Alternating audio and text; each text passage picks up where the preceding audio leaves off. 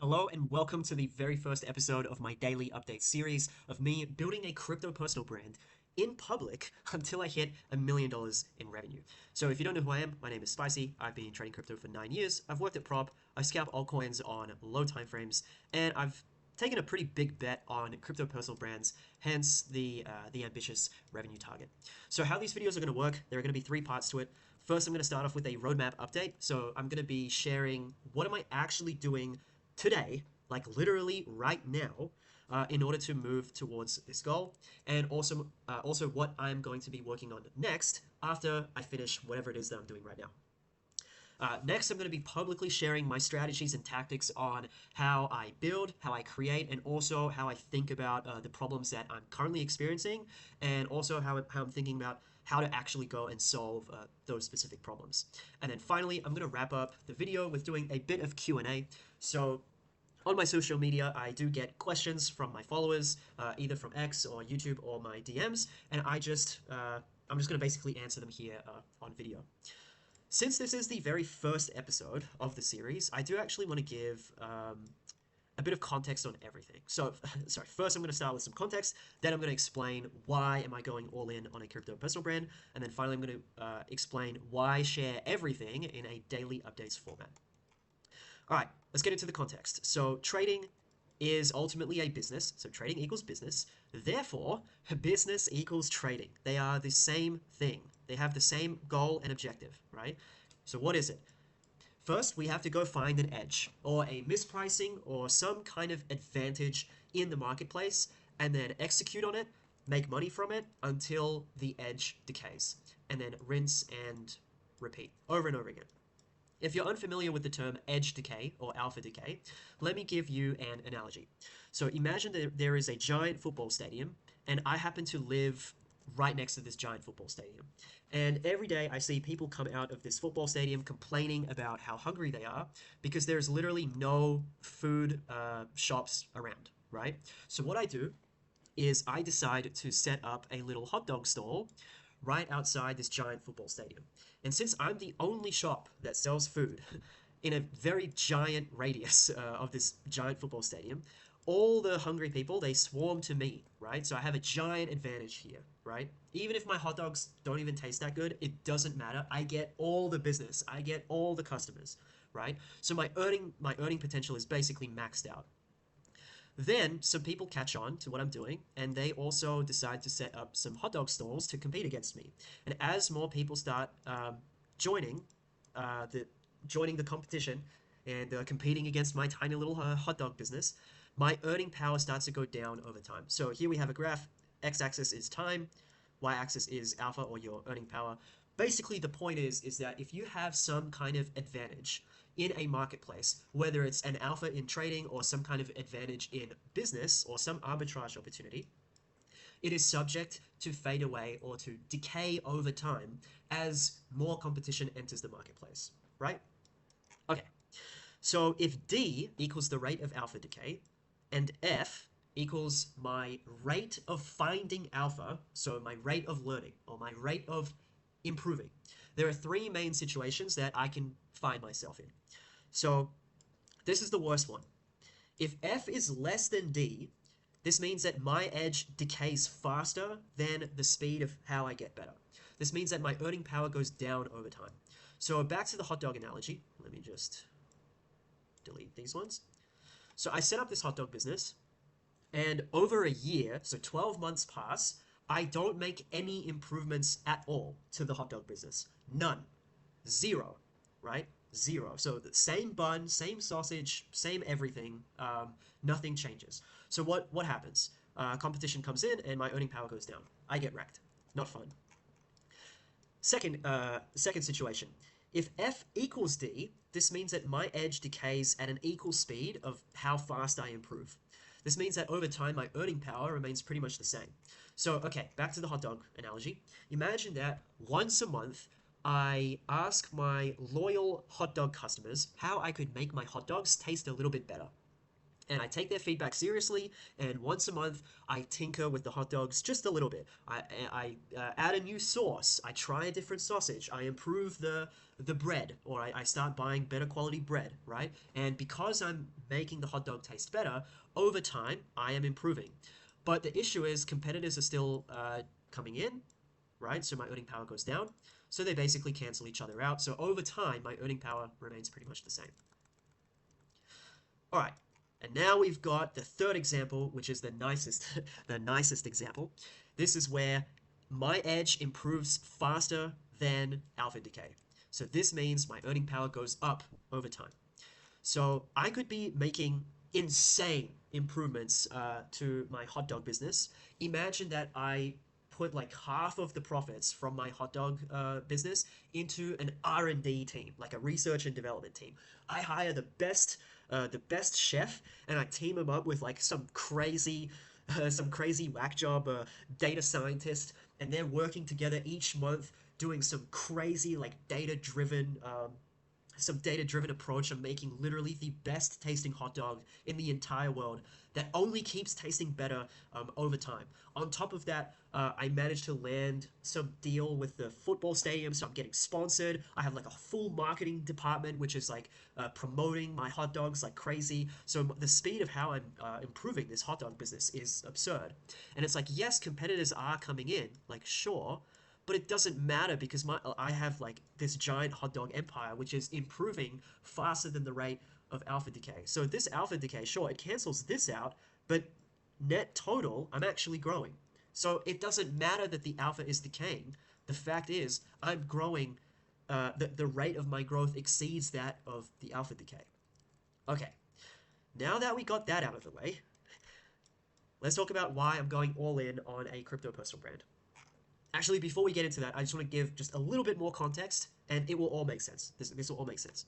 So my earning power is my technical skill multiplied by my monetization skill. So if we go back to the hot dog example, I have two different skill sets that I'm working simultaneously. So the vertical one is the monetization. The horizontal is the technical.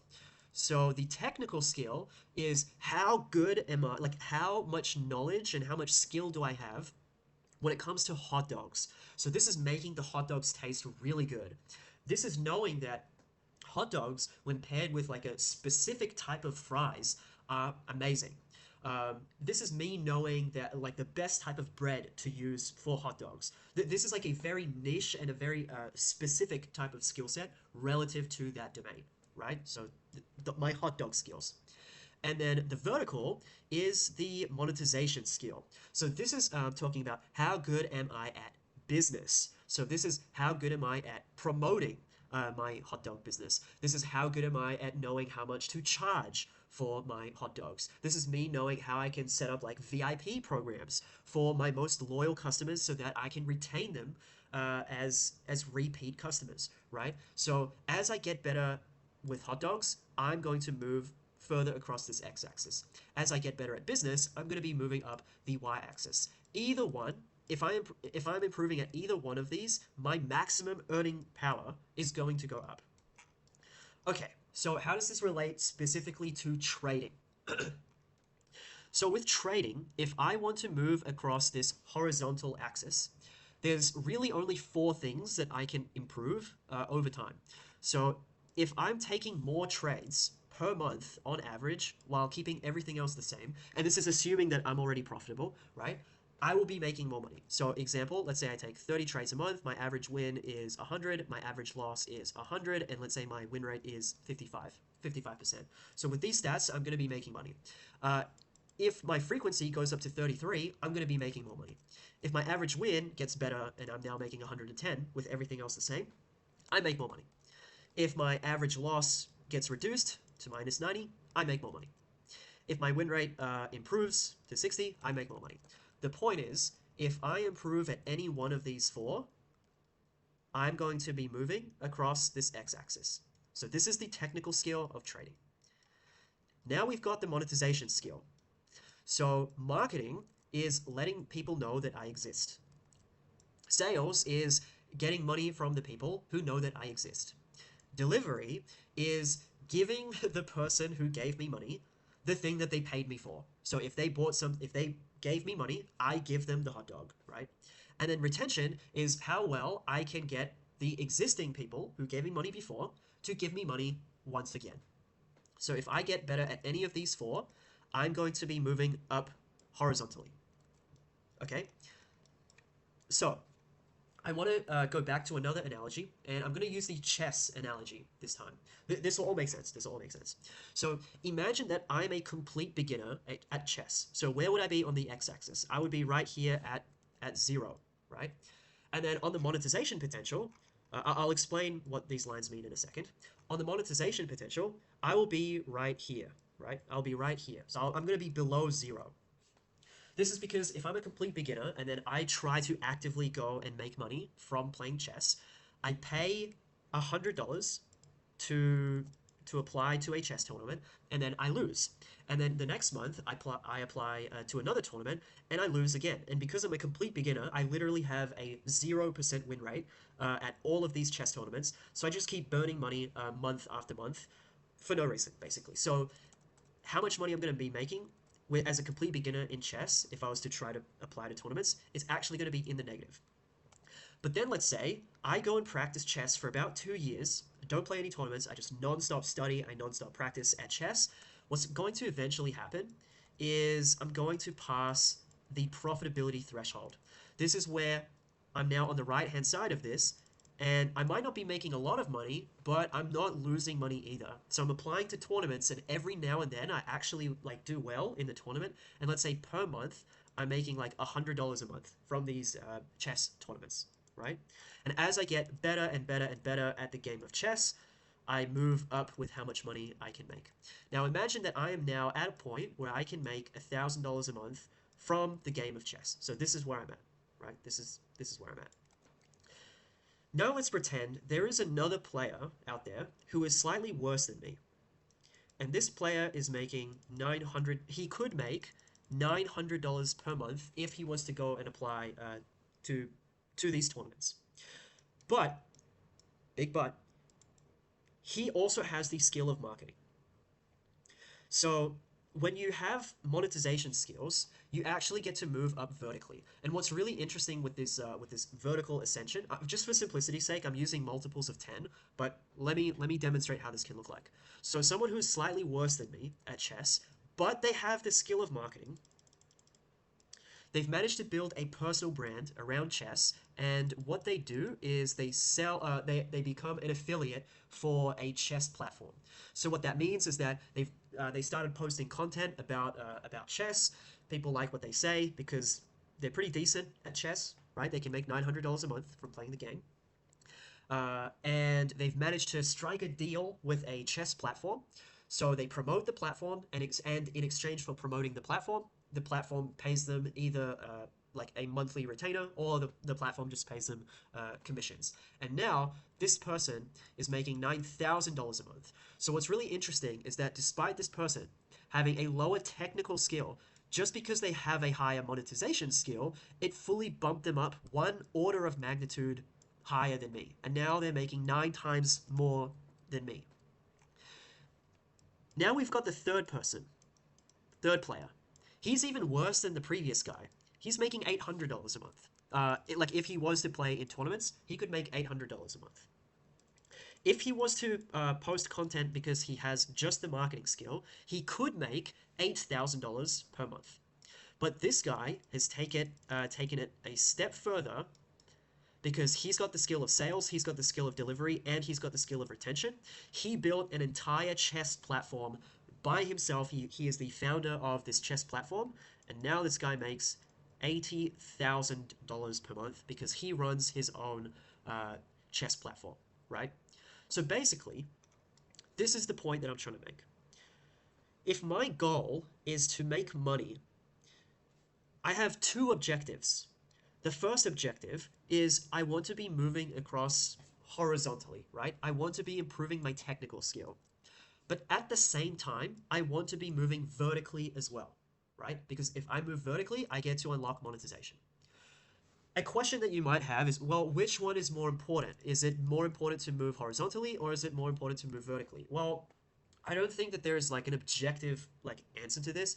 In reality, I think that it really just depends.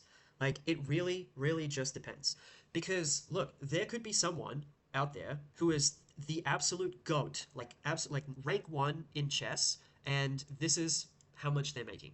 Meanwhile, there's someone out there who has like very, very good monetization potential, and they're maybe all the way up here. So like they've managed to climb upwards and they're now here. But it doesn't matter. The guy who's like the best at chess without having any of these monetization skills, he out earns them, right? He out earns them. But here's what's interesting. Here's what's interesting.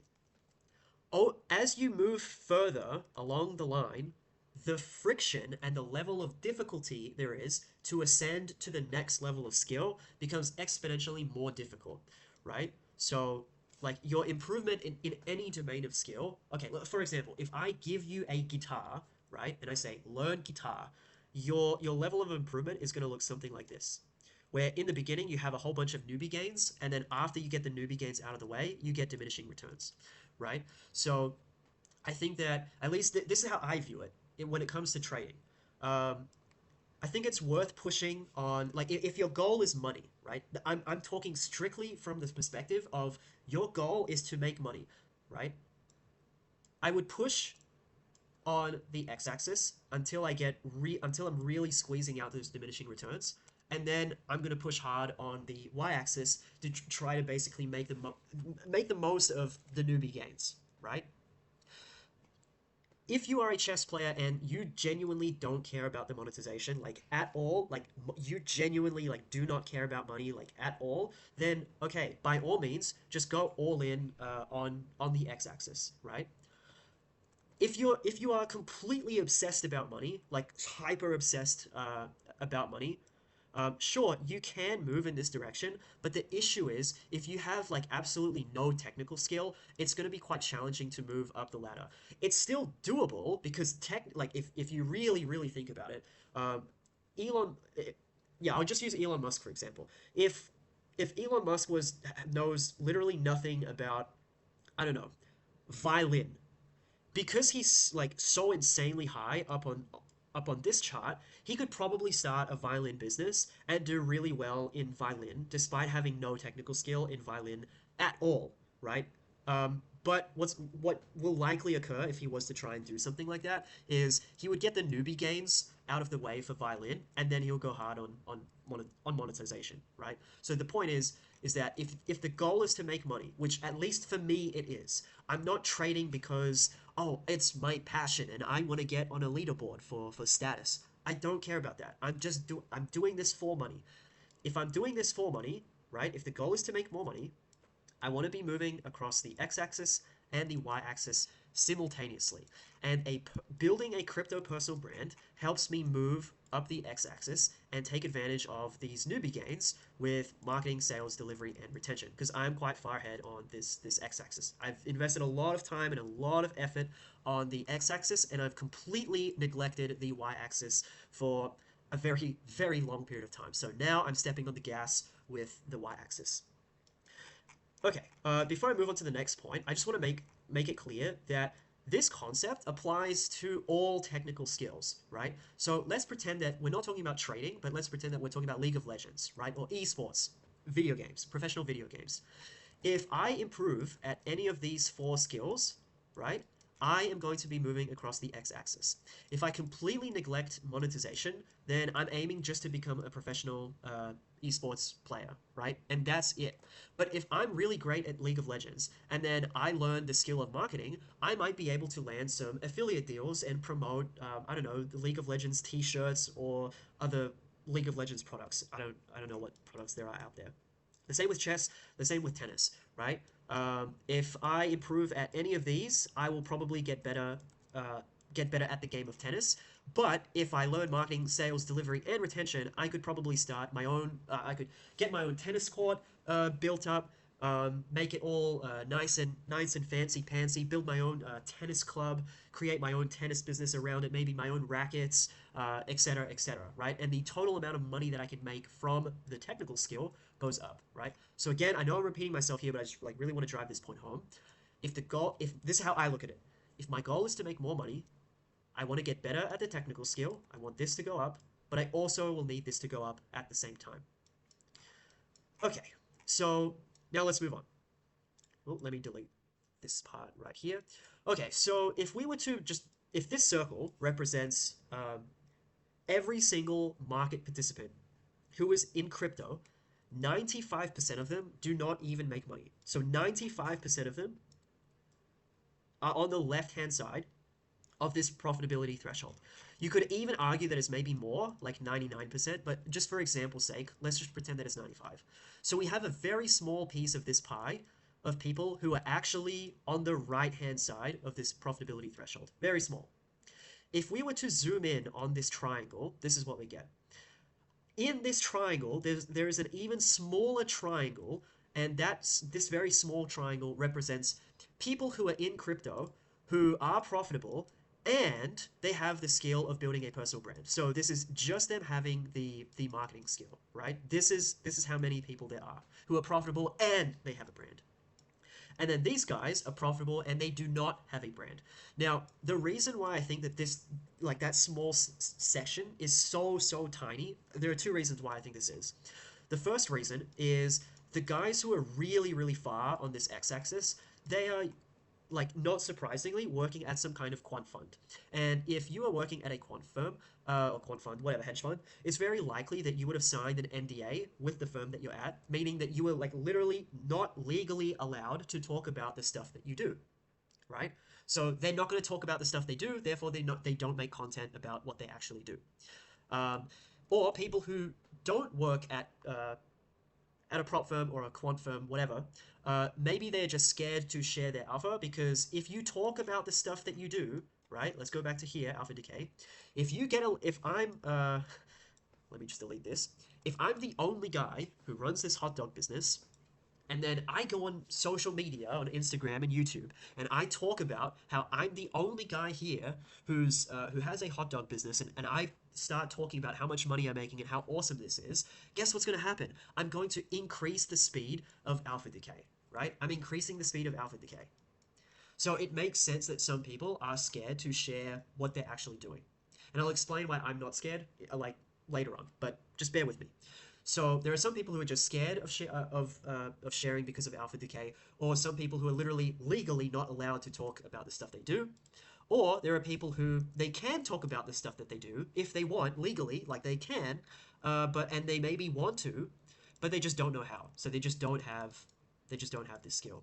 But the point that I'm trying to make just right now is that if we were to batch all of the traders who are on the right-hand side, or just crypto participants, they don't have to be swing traders or day traders. This includes people who are market making and doing funding, arbitrage, and options, crypto options traders, and etc., DeFi guys, etc.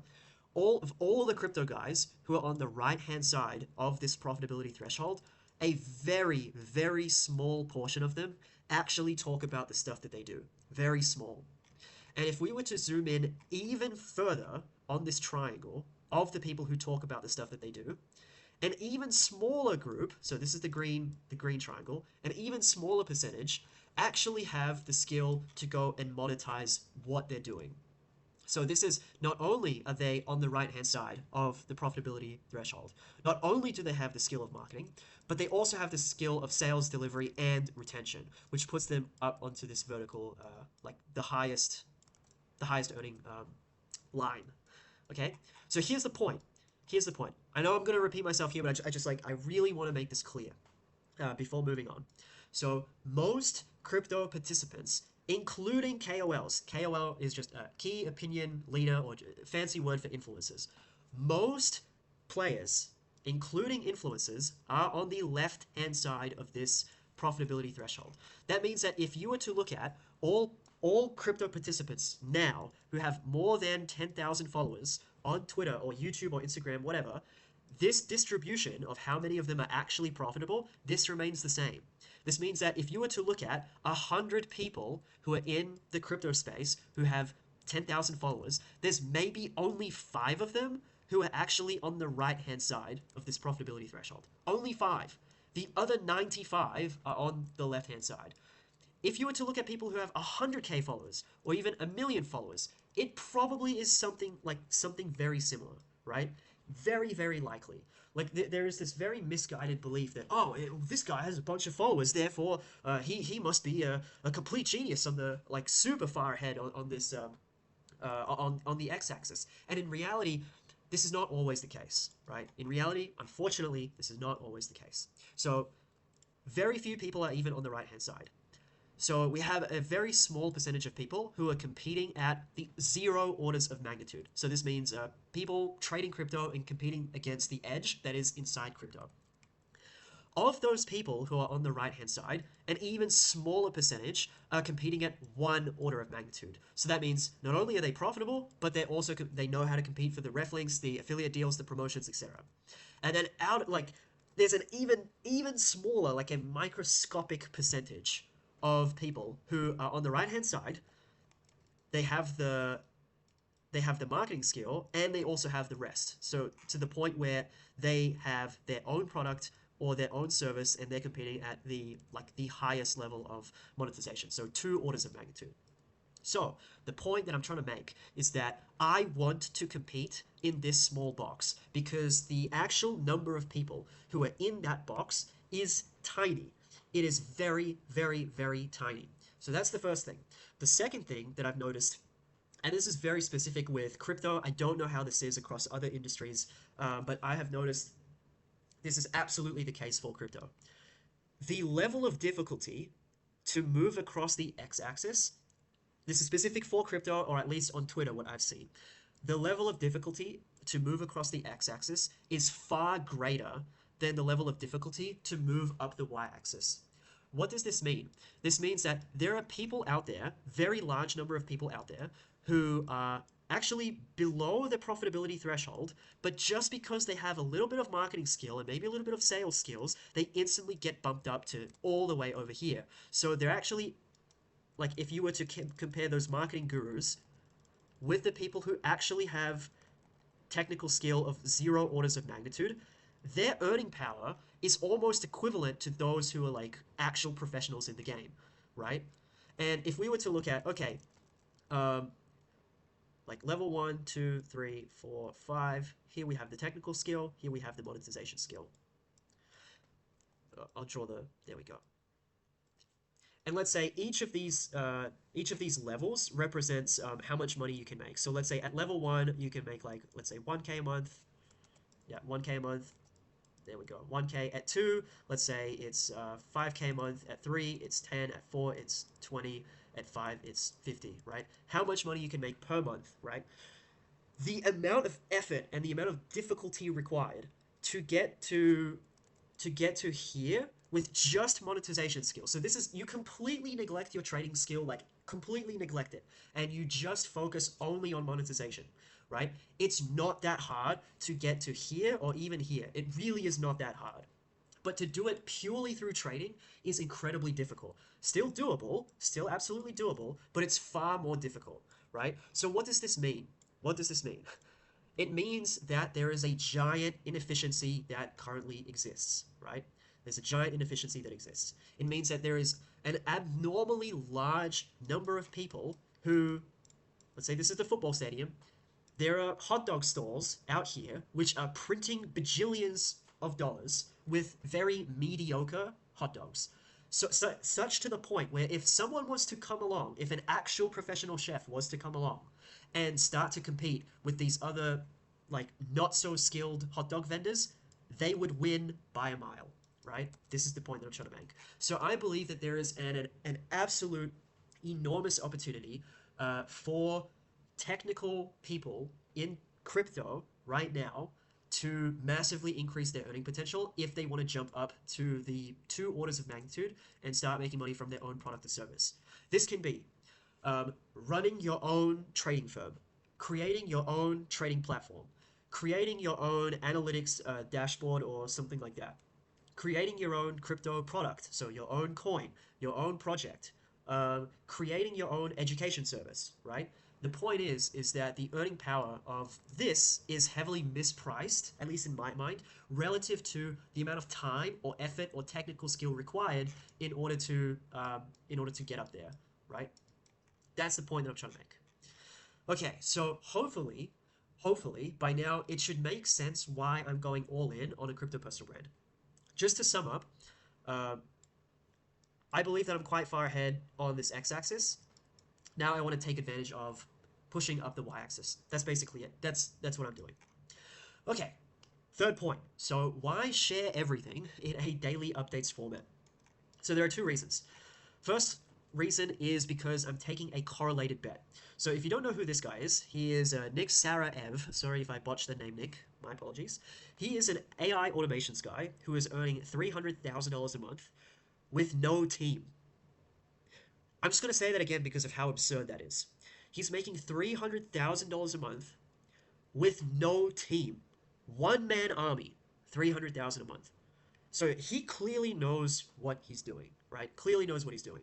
So what he was doing for a very large period of time, very long period of time, is he would share full transparent daily updates on like with a very similar format as this, right? And he mentioned himself that that specific tactic contributed to a very large portion of his success.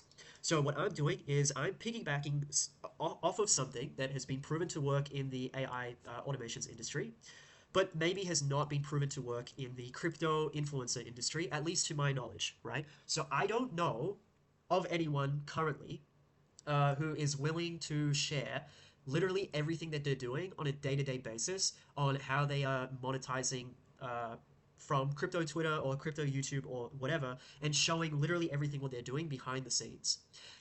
And it makes sense because I genuinely think that the reason why no one, like everyone, is terrified of sharing it. I'm not talking about the quant guys. Fair enough. They're legally not allowed to talk about it. Fair enough. But the other guys, why they're scared of talking about it, is because I think that they have a basic hot dog, but they just happen to be up here.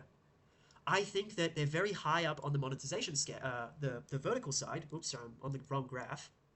So they're very high up on the monetization side, but they're not very technically skilled, right? So we might have some like these guys. They're great at business. Like props to them, credit to them. Very good at business, very good at marketing, sales, delivery, retention. But they might have very limited skill in crypto, or they might have very limited skill in DeFi, but they're still printing from whatever DeFi thing they're promoting, right? And if someone is very low in their technical skill, but very high in the monetization skill, of course they would be terrified of alpha decay because as soon as someone comes along who's more technically skilled than them, of course they're going to be sitting in this situation, right? If this is the situation that you're in, which most people out there that's the situation that they're in, it makes sense for them to be very hush hush about what they do behind the scenes. But I believe that I am in this category. I believe, I don't know. I believe I'm taking a gamble here. I believe that I'm in the third category. Hence, I'm not scared, right? That's why I've got the cojones. I've got the cojones and I'm willing to do it, right? So, okay. The point is that I'm taking a bet on correlated performance by using the same tactic but in a different market with this daily updates format. So a trading analogy here would be imagine that you trade Bitcoin on the 5 minute time frame with a very specific strategy. It would make sense for you to at least try to use that same strategy, but maybe in Ethereum or Solana or a correlated coin which is very similar to the one that you're trading, right? So that's all I'm doing. I saw something that has been working absolutely phenomenal. Why is that word so hard to say? I saw something that was working very well for Nick. I took it. I'm doing something very similar, same tactic, same strategy, and I'm using it in a different market. Okay? So the goal here is I want to post more content. If I'm posting more content, I'm probably going to improve faster, right? That means, where was it? Where was it? There we go. The speed of how I'm going to be moving up this ladder, like vertically, is going to be much higher if I'm doing more stuff related to that thing, right? If I play guitar once per month versus 5 times a day, I'm probably going to be improving at guitar a lot faster if I'm just doing it more, right? So therefore, I'm going to be posting a lot of content. So daily, right? Daily videos. So I want to post daily. I want to improve faster. If I'm improving faster, remember, third situation, if F is greater than D, Edge improves faster than it decays, therefore earning power goes up over time. The point is, I'm taking a wild bet that my rate of discovering alpha is going to exceed that of my alpha decay. And why am I taking this bet? Because I'm betting on newbie gains of trying to monetize, right? Okay. Okay. I think we covered that reason. Did we cover it? Did I miss anything? Yeah, here we go.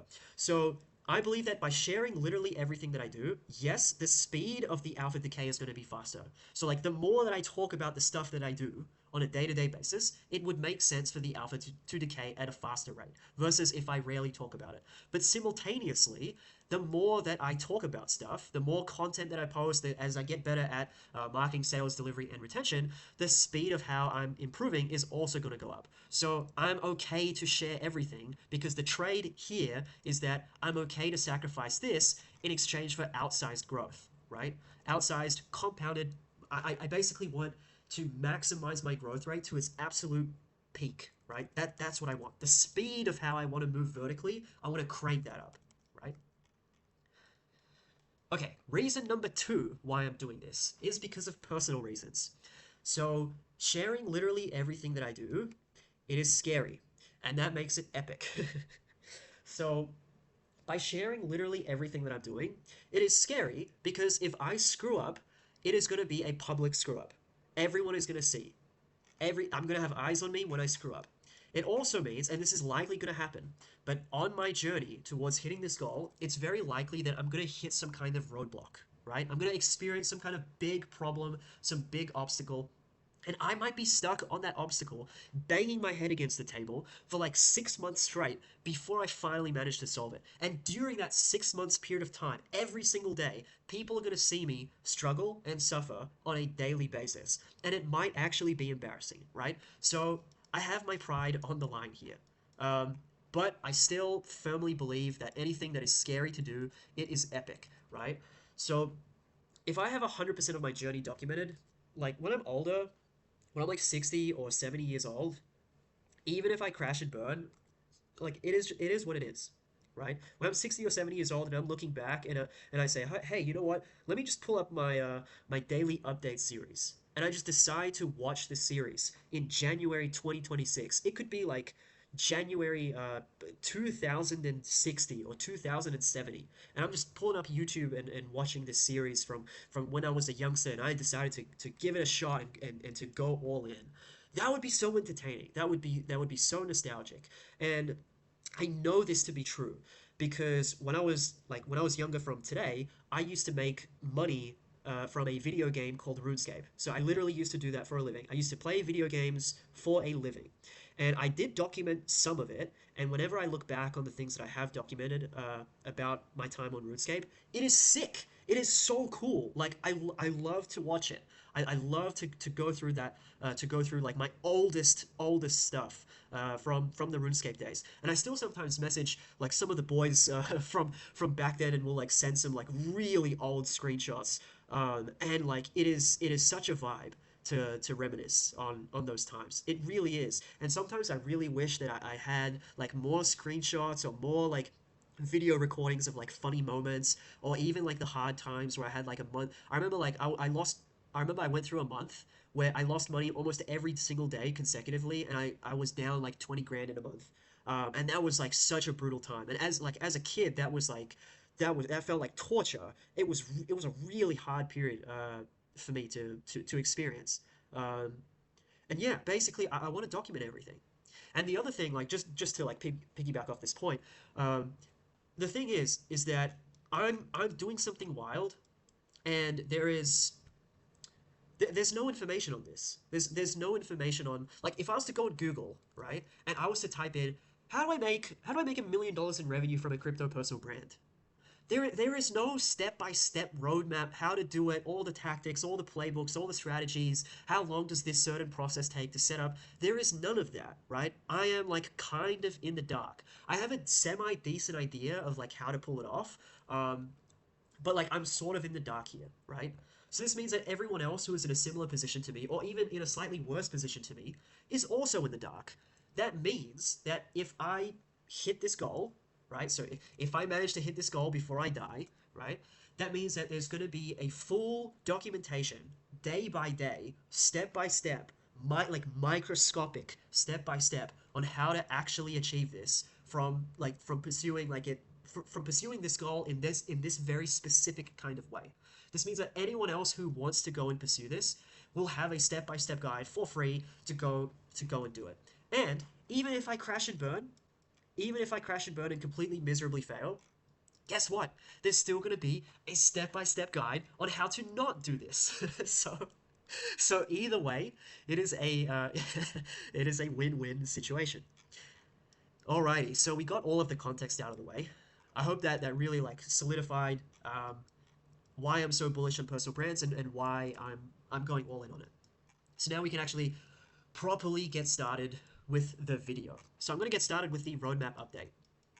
So, okay, revenue is 0 and progress is 0 because I'm on day 1, so fair enough. In terms of product or service, this is the thing that I will be launching in the future, Simple Scalpers. This is a little sneak peek of how the Discord will look like. It's just going to be an education business. Okay, so let's talk about monetization. So marketing, letting people know that I exist. Oh, maybe I'll use a different... There we go. Yeah, marketing, letting people know that I exist. Sales, getting money from the people that know that I exist. Delivery, giving the people the stuff that they paid for. And retention, getting money from them again. So the marketing, I've got pretty much set up. The sales, this is where I'm at now. So in progress. Delivery, haven't touched it yet. Retention, haven't touched it yet. So I am here. So phase 1 is done. So this is marketing done. Let me explain what I currently do for marketing to let people know that I exist. So the goal was to get X, or Twitter, fully systematized, and I managed to do this on the 4th of November 2025. So I drew so this is my Twitter analytics, how many followers I'm getting. Maybe I'll just make it a little bit smaller. So I started posting content like more regularly in July, and I started going quite hard in September. But after this point, this is when I got it almost like fully systematized. So what I mean by that is before this point, I was investing a lot of time, a lot of effort, and a lot of energy on posting stuff on Twitter. And then after this point, it's almost on full auto. So like for context, right now, I do like 3 to 4 hours per week on Twitter. And you can see that despite how much time I'm spending per week on Twitter is really not that low, not that high, I'm still maintaining a decent follower growth. So I'm still getting like roughly 1,000 followers per month. And my profile conversions haven't really changed that much either. So 1 in 4 people, roughly, 1 in 4 people who click on my profile actually end up clicking the follow button and following me. So even after getting fully systematized, or almost fully systematized, conversions were unaffected, which is sweet, and followers pretty much unaffected, and you can see here growth is still happening, so that's awesome. Now I want to talk about what am I actually doing in my day-to-day to grow my X account. So most of my growth, actually I'll talk about this. So on the left-hand side here, this is like while I was brute forcing, I wrote 8 really in-depth articles related to trading altcoins on low time frames. Oops, sorry, excuse me. And I've also written 70 threads and I'm recycling some of the threads that I've just randomly posted like from years ago. But the point is that I'm now recycling them. So on the left-hand side, I actively pushed and went to go and create this content. And then on the right-hand side, I don't actually have to create more articles. I can just keep reposting them, right? So most of my followers actually come from reposting the same articles and the same threads over and over and over again. So you might think, well, hold on, you're just reposting stuff? Like, isn't that spammy? Like, don't your followers get sick of that? That's what I thought at the beginning too, but it turns out if this is a circle which represents everyone who views your content on X after you post something, roughly 3% of your followers actually see your content after you post it. The other 97% of people who see your posts do not follow you, right? So your content, the stuff that you post on Twitter, is not for your followers. It's actually for people who do not follow you, right? That means that if I repost something once every 8 weeks, the person who follows me probably will not even notice it. And the followers that I've spoken to about this, even if they do notice it, they actually appreciate the reminder about this particular long, very lengthy article, because they might have seen me post it, let's say on week 1. So week one, I post article one, and the follower actually sees this, but they see it, they click it, they maybe skim through it a little bit, but they don't read the full thing. Then on week eight, they see article one be posted again, like reposted. When I say repost, what I'm actually doing is I'm clicking I think the logo looks something like this. I'm clicking the quote, post. I can't remember what it's called. The quote button, where I repost the article and I'll say something like, hey, for traders who want to study, I wrote an article covering blah, blah, blah topic. It covers lesson one, lesson two, lesson three. Enjoy. It will be something like that. And then every 8 weeks, I will keep reposting it, but the messaging will just slightly change, like very, very slightly. I would strongly recommend against blatantly copy pasting the same thing because I've noticed that the algo will punish this. I have tried to blatantly copy paste my own content before. I got punished for it, so therefore I'm not going to be doing that again. I've noticed that like gently rewording is the best way to go. So there's that.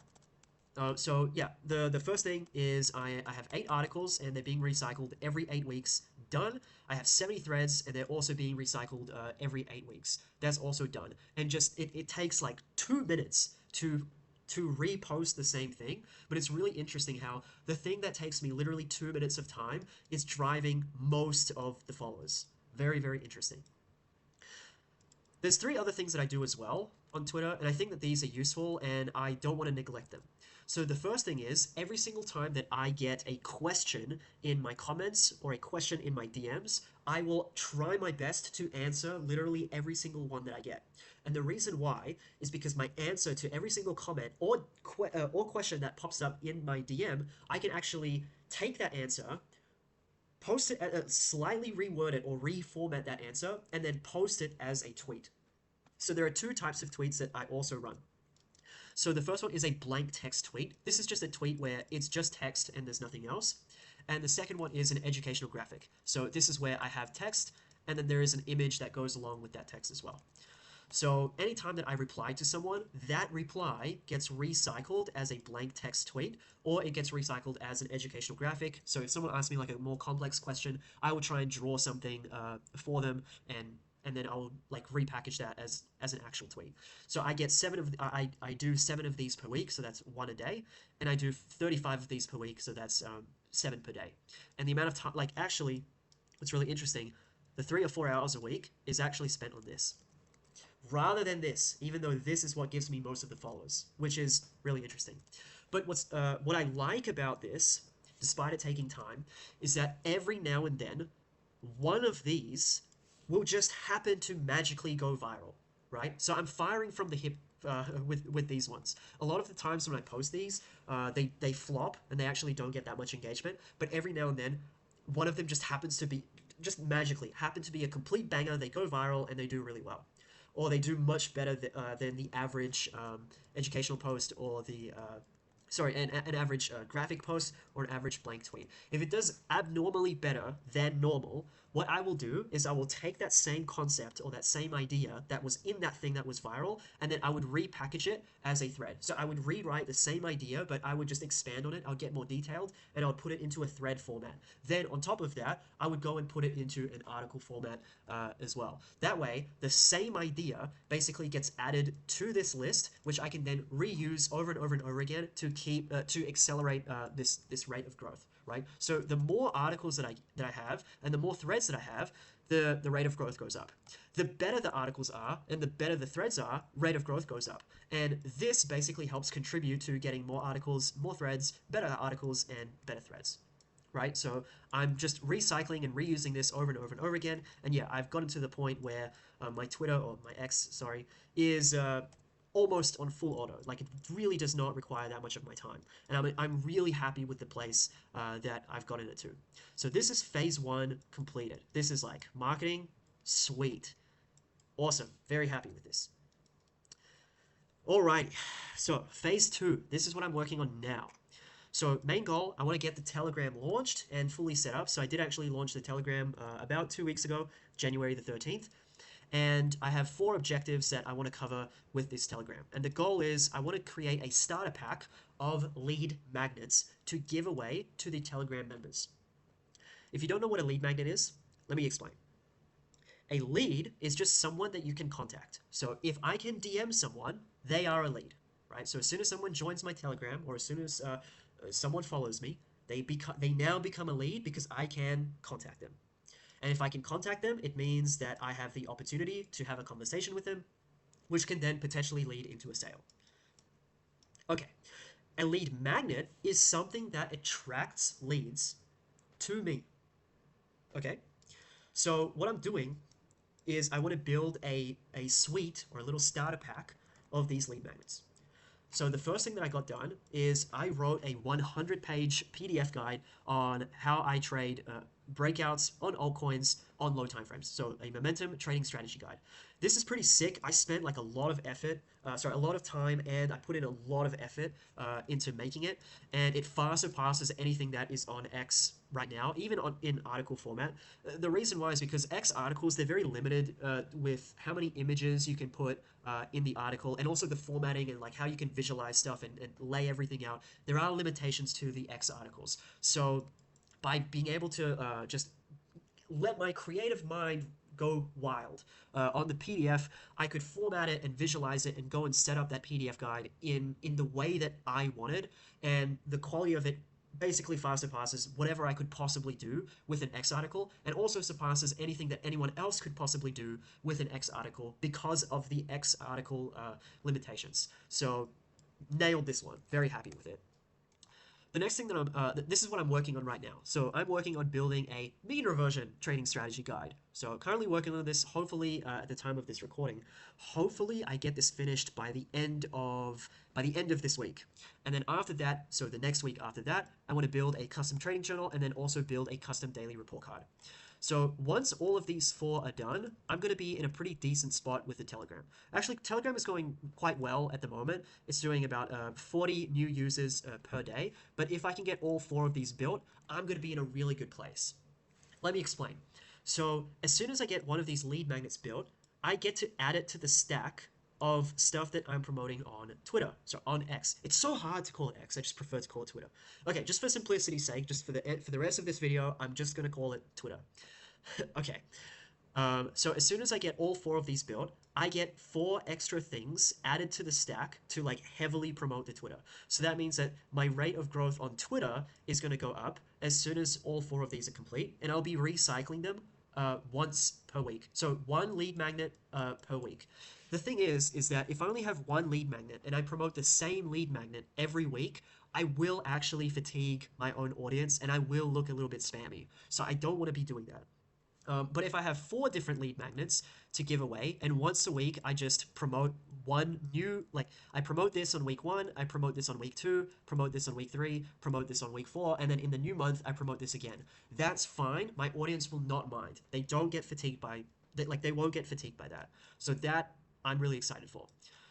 So yeah, as soon as these 2 are done, Telegram will be sorted. Telegram will be in a pretty good place. Pretty good place. Oh, and then on top of that, I plan on sharing like a lot more live trade reviews, charts, market scans, market updates in the Telegram. But that will come a little bit soon. That will come a little bit later. I just want to just get all the building out of the way first. Okay, next, phase 3. So this is like what I expect to be the next major hurdle after getting everything sorted in Telegram. And that will be to launch the YouTube. So I'm right now, I'm uploading on this channel, which is the daily updates channel. But I also have this main channel, which is going to be purely for trading education. This is just daily updates. So this is just me rambling, unfiltered, unedited, unscripted, just going with the flow. But this, I want to kind of tinker it and make it a little bit more optimized for the algo. All right. So the goal of the YouTube will be to over-deliver on value, because as the quality of my stuff goes up, then the probability that I can convert free users into paid users also goes up. And since the service or the product that I want to provide is education, it would make sense for me to do more video content rather than just pure text and images, since I think, at least for me, and at least for the people that I have spoken to, people learn a lot better with video rather than just pure text. Right? It's a lot easier to like draw stuff, give examples, show like how to do something like live. rather than just look at images. So I think YouTube is like the way to go um, for actually like over delivering on like actually like good education. So the plan for YouTube: make a trading view tutorial, make a crypto exchange tutorial, make a trading journal and report card tutorial. So this is like how to actually use this stuff. This is for the beginners. Like, and the reason why I want to make this is because in my Twitter DMs, I actually get a lot of messages which look something like, "Hey, I just started trading like 3 months ago or 6 months ago. I'm a complete beginner. I have nowhere, like I have no idea what videos to consume or where to get started." And what do I do when I get this message? I redirect them to someone else who has this content. And I'm just thinking about it, and I'm just thinking, yeah, it would make so much more sense if for all of those DMs that I get for people asking me for beginner material, if I just redirected them to my material instead of someone else's.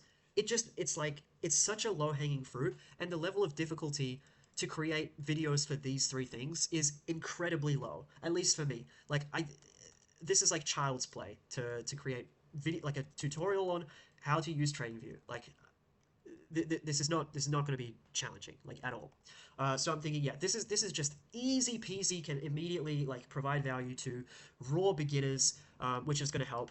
What is it going to help? It's going to help rate of growth over here. So that is going to be good.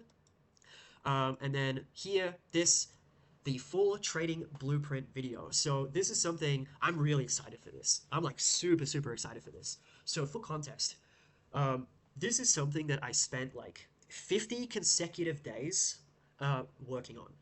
And it's still not ready. Like there's a lot of prerequisite stuff that I still want to get sorted before I actually go and click upload on this video. And I still want to like edit and tinker with it, but I want to make this one an absolute banger. Like this is something that I have spent so much time, so much effort, and so much energy on, and I really think it's going to pay off.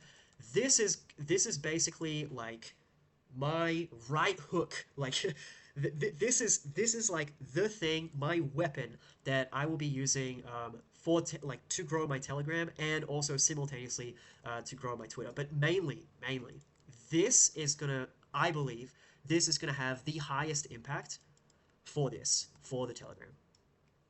Okay, let's move on. Phase 4. So this is what's coming after YouTube. Let me just have a little water break. 1 second.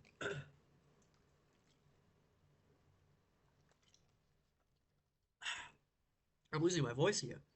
All right, so phase 4, after YouTube, the main goal is going to be to build a free test product.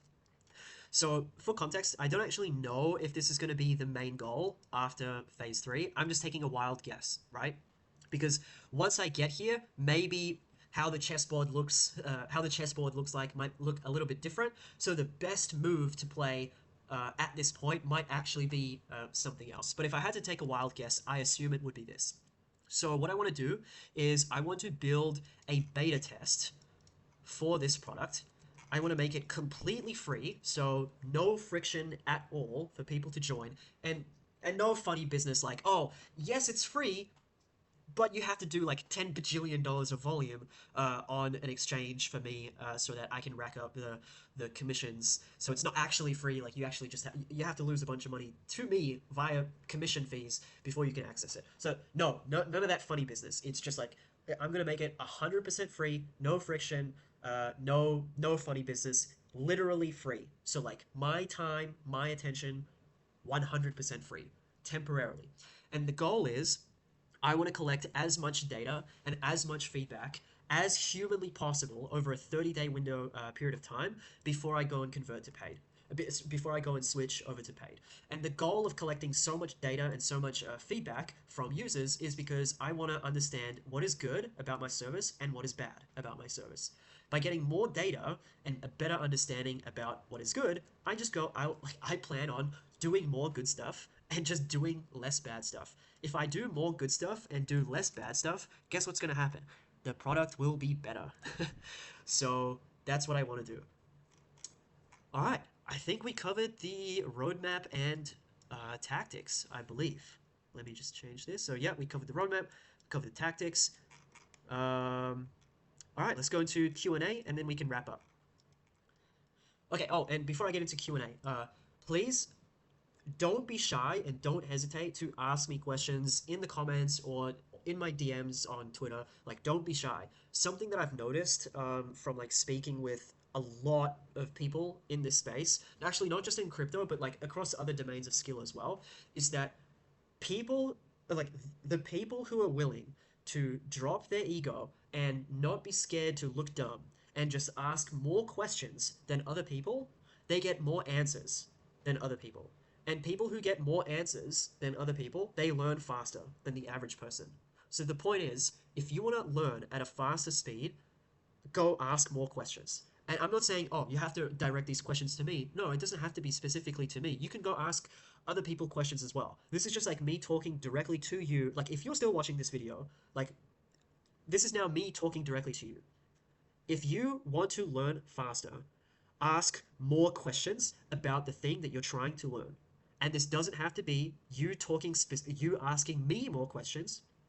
This also means you asking other people more questions as well. I'm not the only guy in the crypto space. If you want to learn more, go reach out to other people in this space as well. They don't even have to be influencers. They could just be like random people. Just ask. You never know what kind of answers you get. And every now and then, you might get, by magical chance, you get an absolute banger of an answer and you learn something completely new. I emphasize this because a lot of the learnings, a lot of the lessons that I have gotten were not based on my own pure magical intuition, right? A lot of the lessons that I got have come from me asking other people questions and me learning of people who are worse than me, equal to me, and also further ahead than me. Okay, so you can learn off anyone, right? So just ask. Okay, let's actually get through the Q&A. So Sailor, he asked, what is the most important stuff to track in a journal? So there's two answers to this. Simple answer is screenshot. Screenshot. Next one is your P&L. Next one is the date of when you took the trade. And the fourth one is any notes or comments that you have about the trade. This is like your bread and butter. What is the most important stuff to track? But if you're asking about like more obscure kind of things, like, oh, should I track my slippage? Should I track if price was above or below a moving average on a particular trade? The more obscure stuff, like the important, if you're trying to track something which is like not those core four things, the most important thing that you can track is based on whatever your biggest constraint is. A constraint is a bottleneck, or what is the thing that is holding you back the most compared to literally everything else. So whatever that is, that's what you need to go and collect data on. So if we go back to the four things that determine your P&L as a trader, out of these four, which is holding you back the most compared to the rest? That's the thing that you need to come up with ideas on and collect data on. So like, for example, if you have like a low trade frequency, something that you might need to track is your missed trades. Like, how many trades are you missing on like on a monthly basis? If you notice that you are getting slipped on a lot of your trades, slipped a lot more than normal, you might need an extra tab in your journal, which is tracking your average slippage per trade, and maybe another tab to track what was the average volume per 1 minute in that coin, or how liquid that coin is, right? So it really just depends on what is actually constraining your trading. So that's like the most important thing to track. But apart from that, just stick to the core four. All right, Psycho Pop, he asked, during what hours of the day do you trade?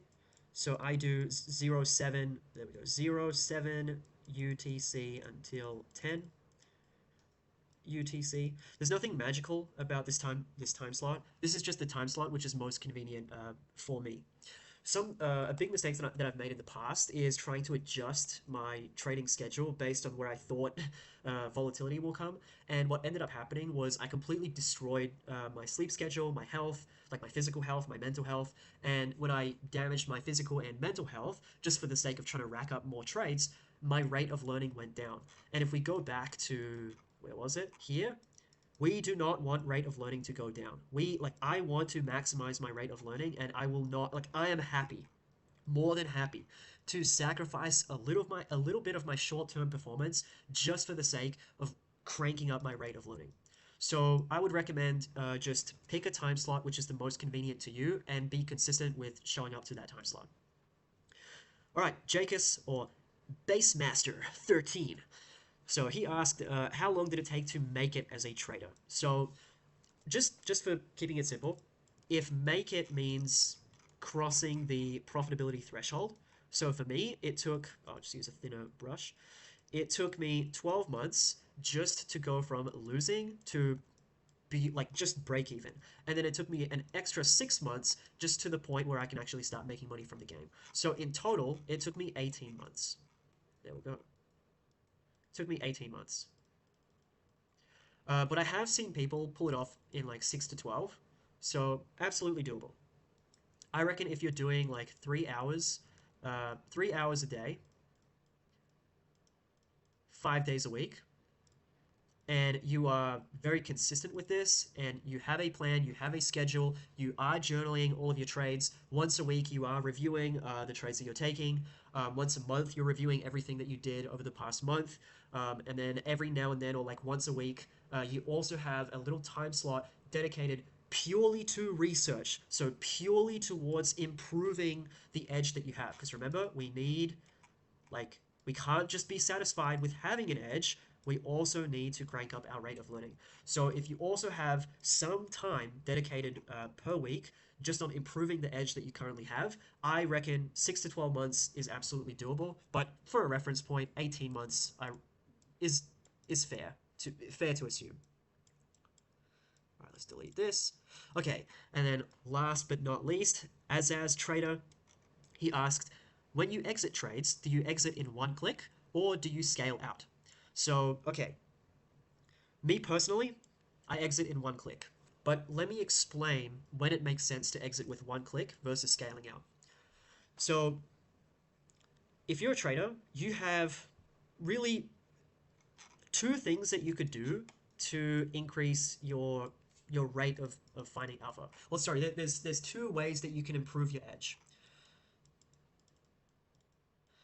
The first way is optimizing the current strategy that you have. So this is going back to the hot dog analogy. This is you tinkering with your hot dogs and making the hot dogs taste better. This is you doing research on what is the best bread to use. You're experimenting with the sauce, what sauce to use, what is the optimal cooking time for the sausages. So you're optimizing what you already have.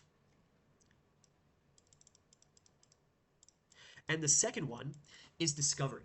So this, you would be doing discovery if you've already optimized your existing strategy like to the max. I wouldn't say to the absolute max. I don't believe there's such a thing.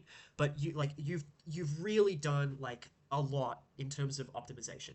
So this is, imagine that you already have like a professional chef who improve the bread, improve the sausages, improve the sauce, improve the cooking time, has done everything like imaginable to optimize every single variable and component that exists of a hot dog. If you're at that stage, then it would make sense to look towards discovery. So if you're going into discovery, this means not only are you trying to have an advantage with hot dogs, but now you started selling French fries as well. And now like you have this new advantage with arbitraging French fries. So in terms of trading, you could have an existing strategy, but if you haven't optimized the frequency, the average win, the average loss, or the win rate, if these aren't heavily optimized yet, it is within your best interest to optimize them to the fullest, to your maximum extent. After you have maximized them to the best of your ability, then you move on to discovery and you start looking into new strategies in new domains or in new markets, new timeframes, new trading styles. Okay, so if you are in optimization mode, right? So you're trying to optimize your strategy. The data that you are collecting on that strategy, you want to make it as simple and as easy to interpret as possible. Therefore, just exit with one click. Because if you're exiting with lots of clicks or lots of orders, so let's say you scale out of a trade using like 20 different orders. In your journal, you're going to have 20 different exits. And then in order to try to optimize that, you have 20 additional variables to go and optimize for, which massively increases like how complex that process is going to be, right? So if your strategy is not optimized yet, just exit with one click. Keep it simple. Yeah, just keep it simple. But if your strategy is optimized, right? If your strategy is optimized, you don't need this simple, easy to read data. What you want to do is you want to reduce the variance in your P&L, and scaling out is the way to go. So scale in. If you scale in and scale out of a position, you're going to be reducing the amount of variance on the average entry and the average exit prices that you have. There's basically going to be less fluctuations in your expected P&L over time. So we're making your data harder to read, but it doesn't matter because we're done with optimizing. We just want to keep the profitability of that strategy stable, right? So that's when you would scale out. And why? Because all of our available time is being used on discovery instead of strategy optimization. All right. All right, guys. I think I can wrap up there. I covered a lot. I covered a lot. Quick context. If you are still watching at this point, I promise the next videos from this point, they're not going to be anywhere near as hardcore as this because I covered pretty much everything. So all the next videos that you're going to get from this point, they're just going to be short daily updates like, oh, here's what I worked on today. Here's what I think I'll be working on tomorrow. Here's some Q&A, la-di-da, done, and on, like, there we go. We can wrap up. But yeah, if you are still watching to this point, I do appreciate both your time and your attention. Thank you so much for watching, and I will catch you tomorrow. All right? Thank you.